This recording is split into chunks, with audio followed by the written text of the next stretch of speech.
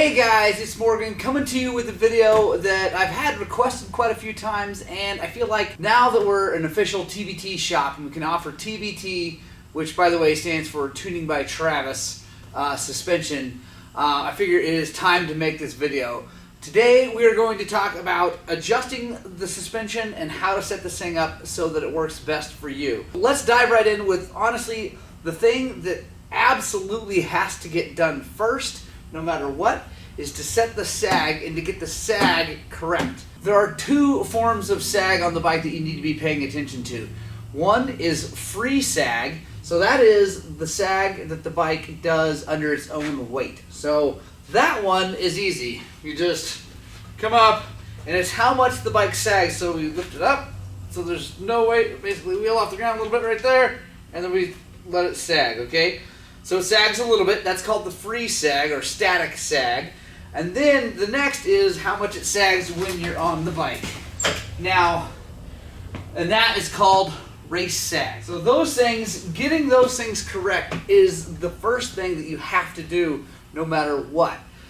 Regardless of how fancy a suspension you buy, how fancy a suspension you have us do for you, it doesn't matter. You absolutely have to get the sag right, so let's dive into what that looks like. All right guys, to set sag, you're gonna need a stand and generally someone to help you. I don't have anybody here today, it's the day off today, that's why it's awfully quiet back in the background.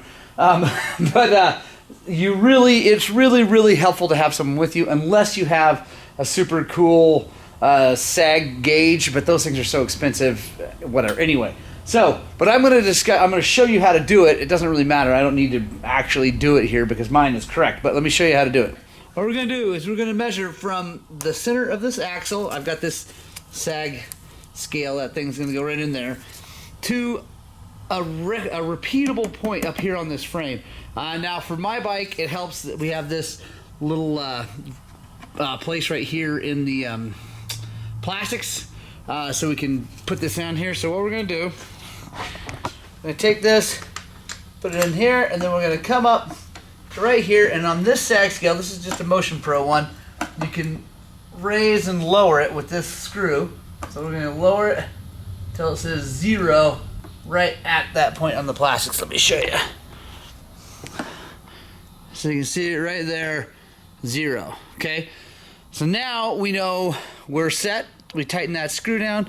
Now what we're going to do is we're going to pull the bike off the stand, and we're going to see how much it sags under its own weight. Like I said, this is the static sag. So what you want to do is you want to push up and down, let the bike settle. There we go. We have right at 30 millimeters of static sag. And that is what I like. I like between 25 and 35 millimeters of static sag on a PDS bike. This is a PDS bike. I don't have a linkage. And you know, there's other numbers out there that people use and things like that, but that's a really good place to start. So that's right in the sweet spot as far as I'm concerned. So all right, now we're gonna get on the bike. Now I don't have all my gear. You really want to do this with all your gear on to be like really correct.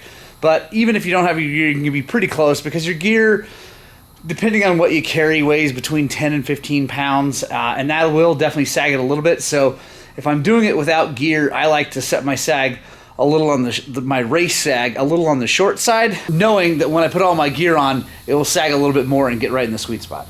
When you're doing this, you really want to not be sitting on the bike, like having your butt on the bike, because what that does is generally you'll be sitting a little bit far back, or maybe a little bit far forward, but it's really hard to get your weight exactly where it's supposed to be, which is right over the pegs. That's why the pegs are where they are on the bike, is the engineers have designed these things so that that's where the weight goes. So what you want to do is either have a stand, like I have this, over here to help you balance, or a buddy hang on to the front of the bike and let you get up on it. You're going to bounce up and down, and then you're going to just try to get all your weight on the bike. Like I said, it's really nice to have 3 people, one person holding on to the front of the bike so you can balance, right, and just keep all the weight off the stand. and then we're going to measure that sag again. As a general rule, you're looking for it to sag 1/3 of its total travel. Pretty much every modern bike has about 300 millimeters of travel. You're looking for 100-ish millimeters of sag. And honestly, that sag mark it can be very personal. It's not a hard and fast rule. You don't have to hit exactly 100 or 105 or whatever your suspension tuner says that you're supposed to hit. That's not a hard and fast rule. Because, for instance, if you're a sit-down rider, you sit a lot while you ride, and a lot of guys do that and go really, really fast. You might want to have a little less race sag because you're going to be sitting kind of down in the back of the bike, and you want the bike still up to put your weight on the front wheel, so you might run a little bit less. I personally run a little bit less. I run on like 95 millimeters of sag because when I get tired and I'm going up hills, I'll tend to cheat and sit down, and when that happens, I still want the bike pushing me forward to put weight on the front wheel. If you can't get those numbers to be right, so about 100 millimeters of race sag and about 25 to 35 millimeters of static sag, that means you need a different spring. Because if you can get the race sag at 100-ish millimeters, but you've got the static sag is like 0 because it has to get banjo tight. That means you're a little heavy for that spring. So you need to get a heavier spring. The flip side is if you get the race sag where it needs to be, about 100 millimeters, but the static sag is like 50 or 60 millimeters, then you need a lighter spring. We can get you spring calculations and all that based on your weight. If you want, make sure you email me at morgan@highland-cycles.com. I can consult our bank of knowledge and get you the right spring for your bike. But even when you do, you want to get it on there and check your sag and make sure it's right, because sometimes manufacturers change things. If you buy a brand new bike, we're going to go on what last year's stuff was probably, because it's all we have, and it may not be quite right. So anyway, now that your sag is set, let's talk about the clickers. All right, so your clickers are the things on your fork and your shock that control the damping of the suspension. The damping of the suspension is the control over how fast the suspension moves. I don't like the fact that they say H and S on them for hard and soft, because that's not really representative of what you're doing. Really, what it should be called is slow and fast. Because what you're doing is, as you go to the hard, you're slowing down the suspension. As you go to the soft, you're speeding up the suspension. I want to talk about some common problems as you're riding and how to solve them with your clickers. In general, most bikes have compression and rebound adjusting on the front and a compression rebound adjusting on the back, with a high-speed compression adjustment also on the back. And we'll talk about what that means. But the compression adjustment, let's start there. The compression adjustment, as you go in, or hard or slow, so righty-tighty in, you are slowing down how fast the suspension compresses, right? So if you're hitting things and you feel like the wheel, if the bike is going down and the wheel's coming up way too quickly, you need to slow down the compression. One symptom of that is if you have, like on my bike, let me show you. And I recommend getting these on your bike, no matter whether it's a KTM or a Yamaha, Kawasaki, Suzuki, whatever, is some indicators, some travel indicators. And you can just use O-rings, or you can even use zip ties. These travel indicators that come on the KTMs are really nice. One way to know if your bike is compressing too quickly is if after a decent ride over your normal terrain or whatever, if this thing is all the way down, there we go, at the bottom, that probably means you need to slow your compression down, which on this bike, the compression adjusters are on the bottom. So they're the clickers here on the bottom. So if that indicator is way down on the bottom, then probably I need to click those in a little bit to slow it down so it's not just blowing through the stroke. If that is up with more than like 1.5 inches or 2 off the bottom, then that means maybe it's not compressing enough and you need to speed that compression up, which would be going lefty-loosey or out on the compression to let the bike use all the travel. In general, you want those markers on a normal ride where you haven't hit some huge G out or some big surprise, like just a normal ride with normal, suspension use. You want those things to be maybe an inch and a half off the bottom, because you always want like a little bit left just in case you hit something like a huge surprise that catches you off guard. So you got just a little bit left in the suspension. The next thing is if you're coming into a turn, let's say, and let me back up a little bit. The best way to test all this and get your clicker settings right is to ride a trail that you know really, really well, and ride a short section that you can repeat over and over and over again and see if you're getting better. The problem is if you just go for a trail ride out and you spend 2-3 hours and start clicking on things, a lot of times you'll go past the right setting, or you get all discombobulated and messed up because you're not doing the same thing over and over again, and you can't really tell if it's getting better. You might think it's getting better, but the terrain has changed. Especially out here, we have fast whoops and things like that, and then we have tight rocks, and then we have big rock ledges and step-ups and things like that. And so it's really hard to just keep riding and get your clicker settings correct. It's be really tough. So I recommend finding a piece of trail, also finding something that maybe you're having a hard time with, and see if you can make it better through slow clicker adjustments. One of the big things that you can control with the clicker settings is cornering.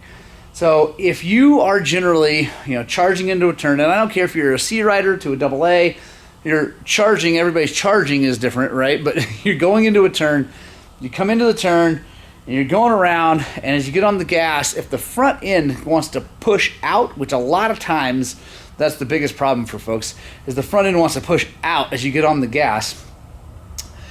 Sometimes what that means is that your rebound is too fast on the front.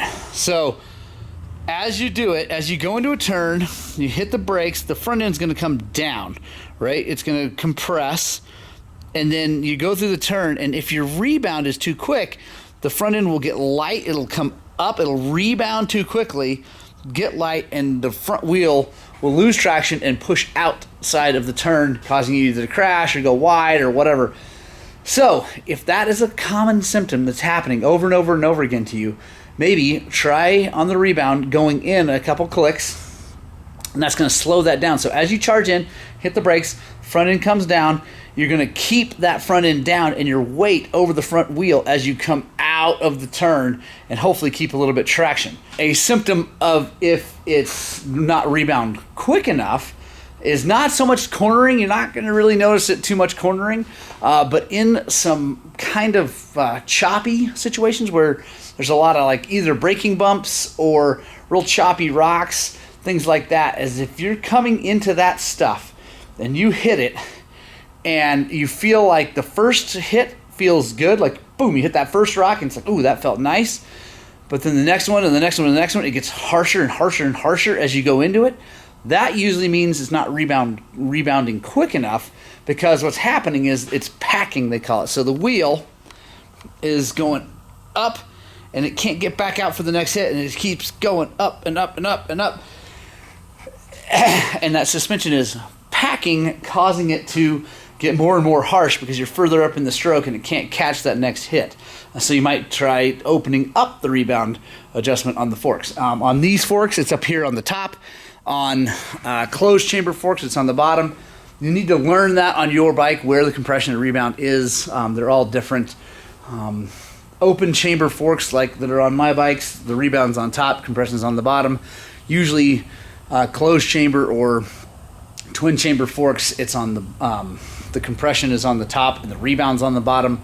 But like I said, learn on your bike. That's the forks. Now let's talk about the rear, symptoms for the rear. On the back, one way to know if you don't have enough compression damping is if you're bottoming out. Like, so if you come up and hit a big G out and you feel the back end go conk and actually bottom, unless it's a huge one that caught you off guard, and then you really shouldn't be bottoming that suspension out very often. So if you're bottoming, then you might turn the compression adjuster in. Now on a shock, the compression adjuster's on the top. If you feel like you're not really using all of the stroke of the bike, or you feel like the back end is just, and gets weird, but if you feel like the back end is harsh, you might try opening the compression up a little bit, but there can be other problems there, so we'll go into that. Generally, for me, on the shock, the rear shock, I try to keep my compression clickers somewhere in the middle. I'm not as sensitive to the back end not having enough compression damping or a little too much compression. That doesn't,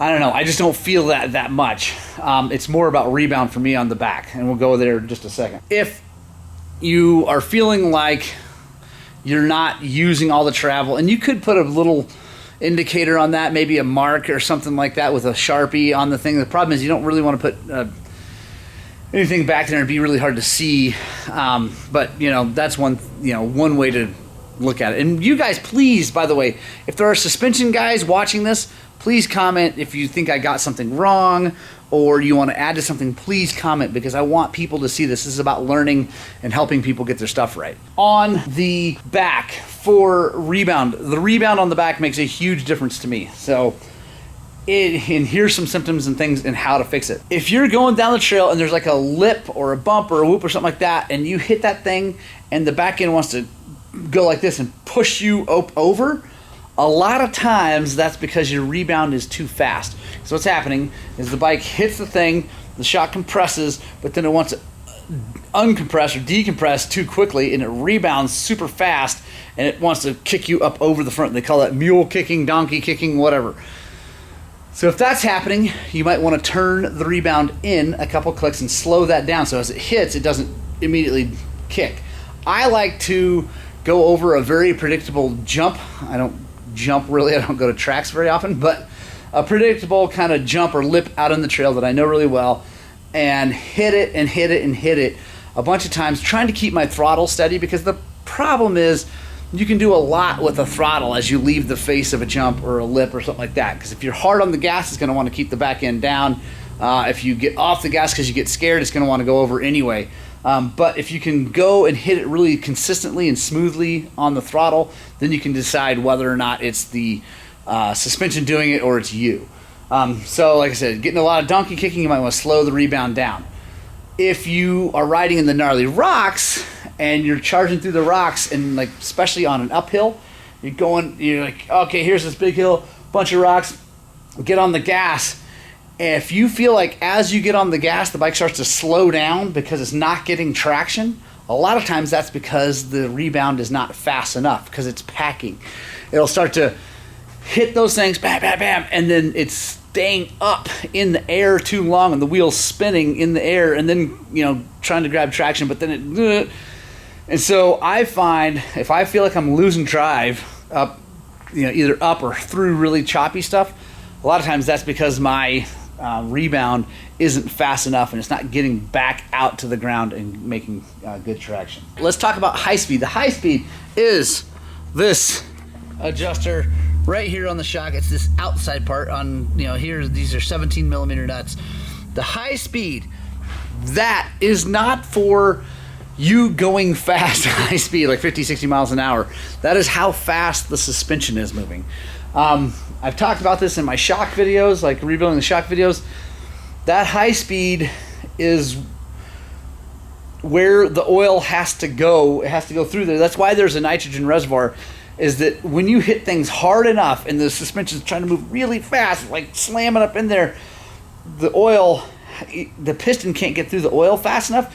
So it pushes it through that high-speed valving into the reservoir, and then that nitrogen, either bladder or piston, push it back into the shock as it opens back up.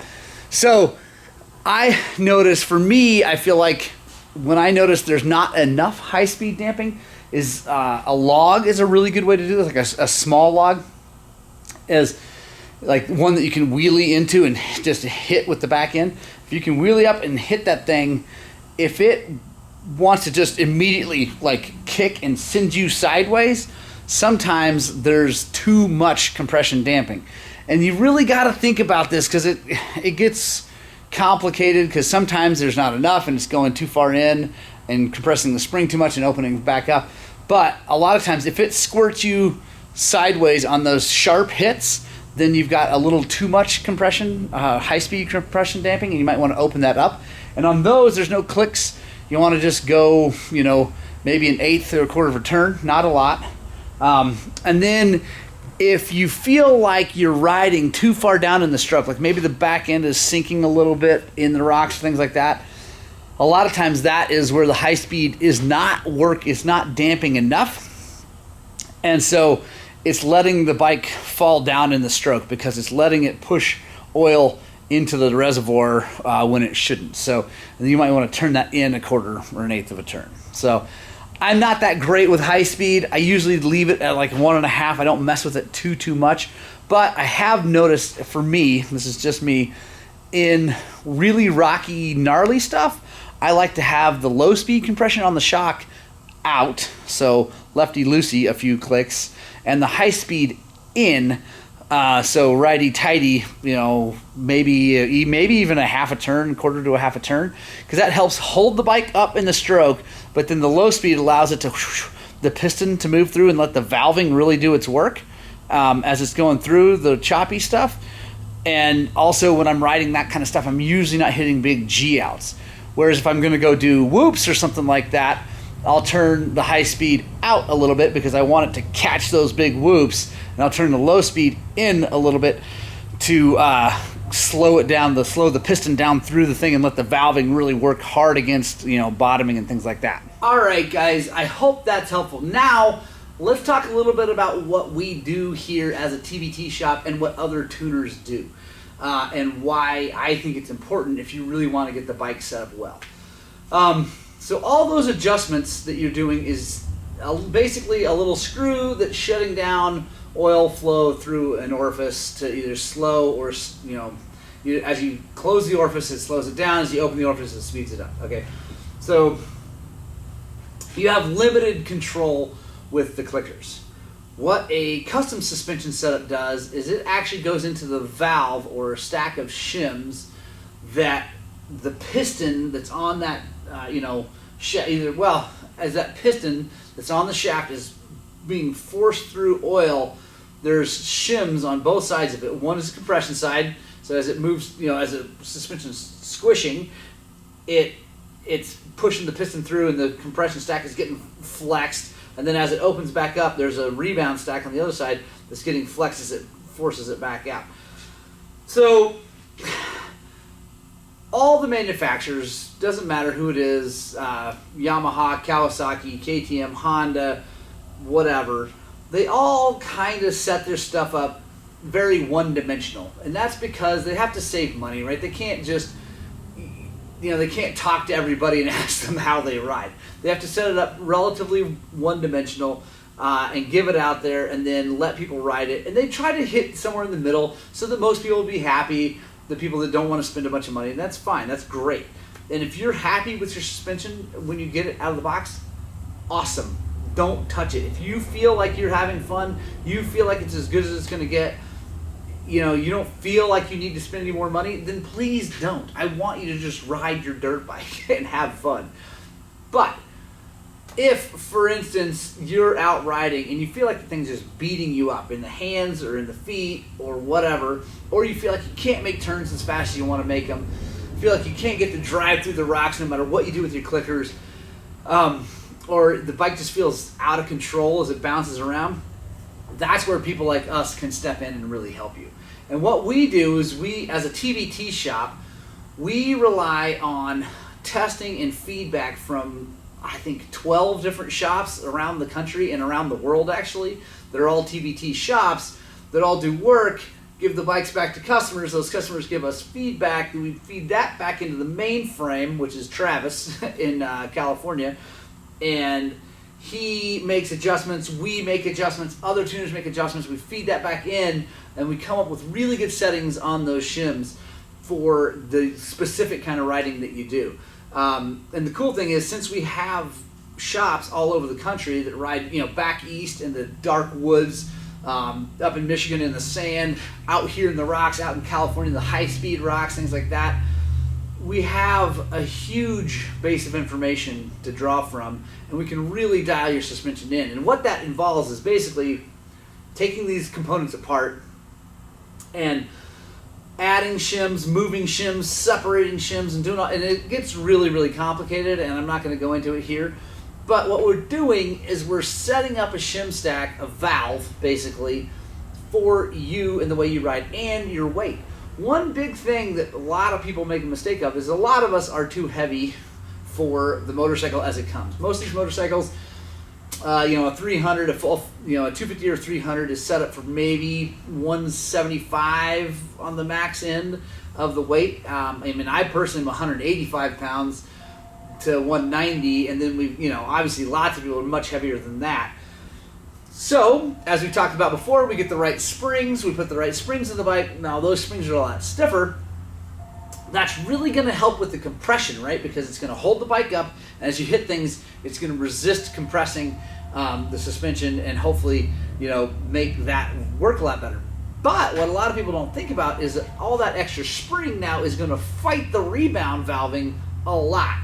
Because if let's say you're 220 pounds, we put a spring that's 4 spring rates up from what came in it, front and rear. Now, when you do hit something, there's nothing, like all the clicker adjustment you've got can't resist that spring pulling that thing back apart and causing the bike to get unruly, really. I find that rebound adjustments are the ones that once you get them, they make the biggest, for me, they make the biggest difference in how the bike really handles, because it determines how those wheels are going to get back to the ground and catch the next thing or get the traction or whatever. So if that is wrong, if you don't have that set up, you're really going to fight the bike and it's going to be all over the place. So, and then the same goes for if you're light. If you're 140 pounds, you buy a bike, you're way too light for the bike, the way it was set, the springs are set up. So you get lighter springs, that's great. The rebound now is going to be too slow. The compression, again, probably going to be all right. You're probably going to be okay. We can always make it better here, but you're probably going to be all right with the compression because now the spring's correct. It's put in the right part of the stroke. The bike's, it's compressing well, correctly. And so, and you can probably adjust it pretty well with the clicker, but the rebound is now, it's not going to fight, it's not going to pull it apart quick enough. Even if you open it all the way up, because there's not enough spring to do so. So you need to change that. And then obviously this bike, for instance, this XCW, was not really built to go fast in the whoops. It was made for the rocks. That's what KTM set it up for. It's what the chassis was set up for. It's what the valving and the suspension was set up for. So it was pretty good, slow through the tight rocks and things like that stock, but it was kind of horrible going fast. Which I like to do, and we have lots of here. So I really struggled with it as I tried to go fast or race it because it just fell apart. Like the suspension just didn't hold up to that. So we stiffened up the compression stack.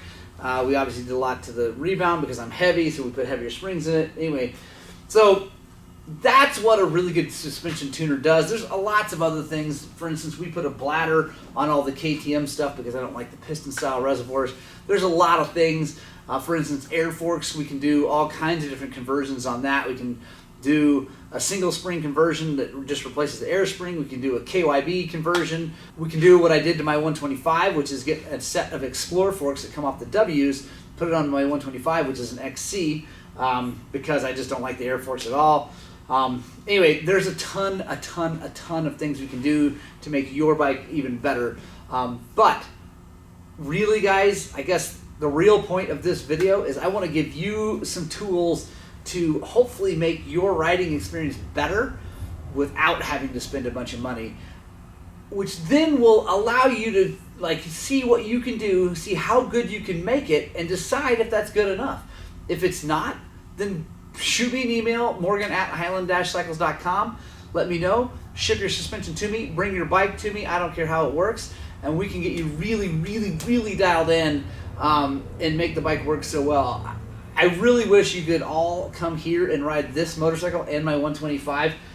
I think you'd all be blown away at how good it works.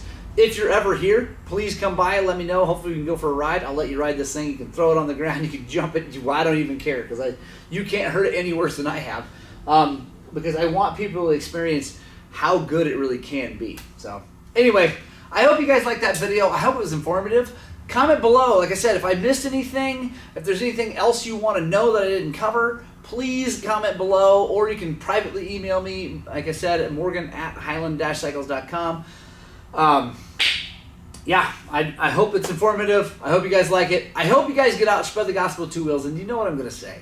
I desperately hope that what we're doing here at Highland Cycles is inspiring you guys to work on, but more importantly, get out and ride your dirt bikes!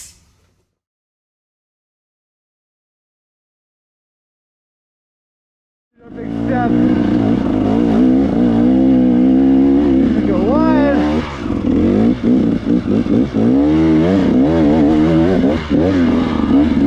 Nice and easy.